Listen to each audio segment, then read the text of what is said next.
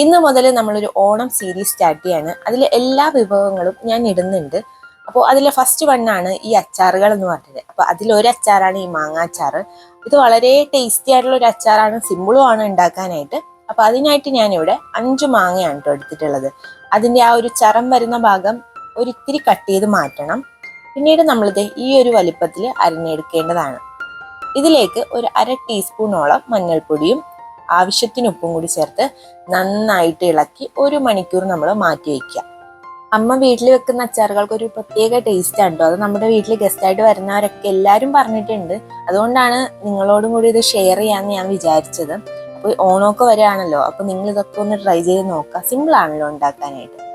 മാങ്ങയിലേക്ക് ഇടാനായിട്ട് ഞാനിവിടെ 6 ടീസ്പൂൺ കാശ്മീരി മുളക് പൊടിയും 1 ടീസ്പൂൺ എരിവെള്ള മുളക് പൊടി എടുത്തിട്ടുണ്ട്. അതൊരു പാനിലേക്ക് ഇട്ട ശേഷം ചെറിയ തീയിൽ വെച്ചിട്ട് നന്നായിട്ടൊന്ന് ഇളക്കിയെടുക്കുക, ആ പച്ചമണം മാറുന്നവരെ. എന്നിട്ടൊന്ന് മാറ്റി വെച്ചേക്കുക.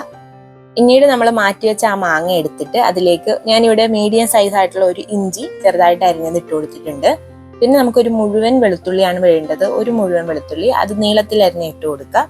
ഇതിലേക്ക് 10 പച്ചമുളകാണ് നമ്മൾക്ക് വേണ്ടത്, അത് ഇട്ട് കൊടുത്തിട്ടുണ്ട്. 2 തണ്ട് കറിവേപ്പില വേണം, അതും കൂടി ചേർത്ത് കൊടുക്കുക. ഇനി മാറ്റി വെച്ചിട്ടുള്ള ആ മുളക് പൊടി ഉണ്ടല്ലോ, അതും കൂടി ഇതിലേക്ക് ചേർത്ത് കൊടുക്കുക. അച്ചാറുകളുടെ ആ ഒരു ഫ്ലേവർ എൻഹാൻസ് ചെയ്യുന്ന 2 സംഭവമാണ് ഉലുവാപ്പൊടിയും കായപ്പൊടിയും. 1 ടീസ്പൂൺ ഉലുവാപ്പൊടിയും 1/2 ടീസ്പൂൺ കായപ്പൊടിയും ഞാൻ ഇതിലേക്ക് ചേർത്ത് കൊടുത്തിട്ടുണ്ട്. ഇനി നമ്മൾ ഇതിലേക്ക് 3 ടേബിൾ സ്പൂണോളം വിനാഗിരി ചേർത്ത് കൊടുക്കുക. ഇനി ഇതിലേക്ക് നമ്മൾ ചേർക്കുന്നത് നല്ലെണ്ണയാണ്. 2 ടേബിൾ സ്പൂൺ നല്ലെണ്ണയും കൂടി ആഡ് ചെയ്ത് കൊടുക്കുക. ഈ ഫ്ലേവേഴ്സ് എല്ലാം ഒന്ന് ബാലൻസ് ആക്കാൻ വേണ്ടിയിട്ട് 1 ടീസ്പൂൺ പഞ്ചസാരയും കൂടി ചേർത്ത് കൊടുത്തിട്ടുണ്ട്. എല്ലാം കൂടി നന്നായിട്ട് ഒന്ന് ഇളക്കി യോജിപ്പിച്ചെടുക്കുക. ഇനി നമുക്കൊരു മെയിൻ ഇൻഗ്രീഡിയൻറ്റ് കൂടി ആഡ് ചെയ്യാനുണ്ട്. അതാണ് കടുക്. 1 ടേബിൾ സ്പൂൺ കടുക് ചെറുതായിട്ടൊന്ന് ക്രഷ് ചെയ്തിട്ട് നമ്മൾക്ക് ഈ ഒരു മാങ്ങാച്ചാറിലേക്ക് ഇട്ട് കൊടുക്കാവുന്നതാണ്.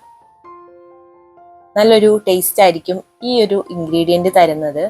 ഈ ഒരു അച്ചാറിന്റെ ഷെൽഫ് ലൈഫ് എന്ന് പറയുന്നത് ഏകദേശം 3 മാസമാണ്.